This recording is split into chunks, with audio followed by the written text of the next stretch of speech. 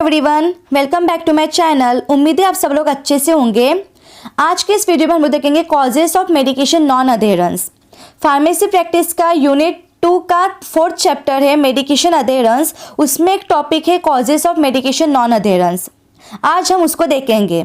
Okay, so start करने से पहले अगर आप लोग मेरे चैनल पे नए हैं तो सब्सक्राइब करो मेरे चैनल को एंड मेरी वीडियो को लाइक एंड शेयर करो।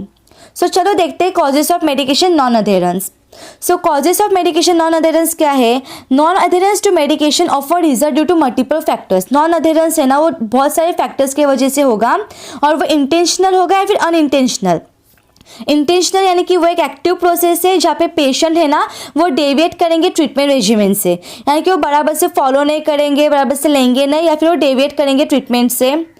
ठीक है। अनइंटेंशनल यानी कि एक पैसिव प्रोसेस है जहाँ पे पेशेंट्स में फॉरगेट टेकिंग मेडिसिन। कभी कभी पेशेंट भूल जाएंगे मेडिसिन लेना, उसकी वजह से वो ट्रीटमेंट रेजिमेंट से अधीर नहीं रहेंगे, वो fail to remain adhere to the treatment regiment. Okay, उसमें वो भूल जाएंगे। इंटेंशनल में वो जानबूझ के करेंगे, वो डेविएट करेंगे ट्रीटमेंट रेजिमेंट से, बराबर फॉलो नहीं करेंगे, लेंगे नहीं, कुछ नहीं।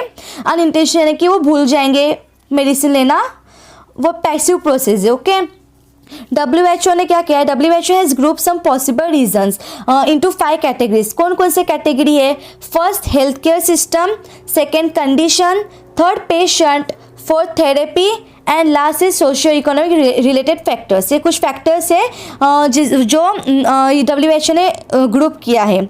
एग्जाम्पल क्या क्या है वो आगे जाके टेबल में देखते हैं हम। Okay, so reasons for medication non adherence. यहाँ पे 2 कॉलम्स है, एक है कैटेगरीज ऑफ नॉन अधेरेंस और उसके examples. So our first factor is health care system. Health care system यानी कि जो हेल्थ केयर सिस्टम रिलेटेड जो भी फैक्टर्स रहेंगे, जो एग्जाम्पल्स रहेंगे, जैसे poor quality of provider patient relationship, poor quality का वो रिलेशनशिप रहेगा प्रोवाइडर और पेशेंट के बीच में। फिर पुअर कम्युनिकेशन रहेगा, lack of access to the health care and lack of continuity of the care. Okay, ये कुछ हेल्थ केयर सिस्टम के एग्जांपल्स है। सेकेंड कंडीशन, कंडीशन में आएगा asymptomatic chronic disease. Asymptomatic chronic disease यानी कि सिम्टम्स कुछ शो नहीं करेगा क्रॉनिक डिसीजेस का। एग्जांपल है लैक ऑफ फिजिकल क्यूज। और मेंटल हेल्थ डिसऑर्डर आएगा, एग्जांपल इज डिप्रेशन। कंडीशंस में asymptomatic chronic disease and mental health disorder. Okay, third is patient. Patient के एग्जांपल्स क्या आएगा? पेशेंट रिलेटेड फैक्टर्स में आएगा फिजिकल इंपेयरमेंट। फिजिकल इंपेयरमेंट यानी कि उसका एग्जांपल क्या है? विजन प्रॉब्लम और impaired dexterity. Second psychological behavioural, younger age, non white race. ये कुछ एग्जांपल्स है पेशेंट रिलेटेड फैक्टर्स के। Next therapy. थेरेपी यानी कि कॉम्प्लेक्सिटी ऑफ रेजिमेंट, यानी कि रेजिमेंट बराबर से फॉलो करने में उनको डिफिकल्टी आएगी एंड साइड इफेक्ट्स दिखेंगे। Last is socio economic related factors. Socio economic related factors क्या है?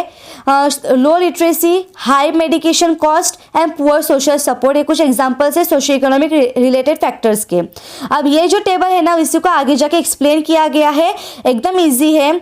जैसे कंडीशंस में हमने क्या देखे थे? असिम्टोमेटिक क्रॉनिक डिसीज देखे थे, वही है condition related factors of medication of non adherence are asymptomatic और क्रॉनिक इन नेचर है। असिम्टोमेटिक यानी कि जो कुछ सिम्टम्स शो नहीं करेगा, एंड क्रॉनिक यानी कि जो लंबे समय तक रहेगा वो। So it requires long term therapy. Okay, second is patient related factors. Patient related factors में हमने देखा था younger age, non white race, depression. ये कुछ पेशेंट रिलेटेड फैक्टर्स है। फिर third is therapy related factors. Therapy related factors में क्या आएगा?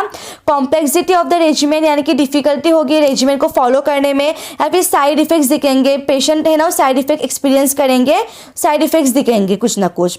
Next is socio economic related factors. Socio economic related factors में हमने देखा था लोअर एजुकेशन लेवल, एजुकेशन बराबर से नहीं रहेगा, या फिर लो हेल्थ लिटरेसी रहेगी। और जो सोशियो इकोनॉमिक रिलेटेड फैक्टर्स है ना, यहाँ पे मेडिकेशन, हाँ, और जो सोशियो इकोनॉमिक रिलेटेड फैक्टर्स है ना, यहाँ पे मेडिकेशन कॉस्ट भी इम्पोर्टेंट फैक्टर है। जैसे कि for example, however medication non adherence occurs even if the cost is less. अगर कॉस्ट कम होगा तो भी मेडिकेशन नॉन अधेरेंस ऑकर होगा। Next is health care system related factors. Health care system related factors क्या है, वो सिग्निफिकेंटली इन्फ्लुएंस करेगा patients non adherence to medications. Okay, ये इन्फ्लुएंस करेगा पेशेंट को non adherence to the medications. हमने यहाँ पे देखे थे हेल्थ केयर सिस्टम जहाँ पे poor quality of provider patient relationship आएगा, पुअर कम्युनिकेशन की वजह से भी अफेक्ट करेगा, lack of access to health care and lack of continuity to health care, ये सब है ना वो हेल्थ केयर सिस्टम में आएंगे। एंड लास्ट है जो टेबल में नहीं है, system level factor. System level factor यानी कि जहाँ पे एडमिनिस्ट्रेटिव प्रोसेस रहेगा जो कि एसोसिएटेड है विद इंश्योरेंस क्लेम्स, वो सब ये इंश्योरेंस क्लेम जो भी एडमिनिस्ट्रेटिव प्रोसेस है ना वो भी अफेक्ट करेगा एडहेरेंस को। ओके, सो एकदम इजी आंसर है, तो करके जाना। हमने सब देखे हैं टोटल 5 कैटेगरीज 5 कॉजेस है, health care system, condition, patient, therapy and socio economic related factors.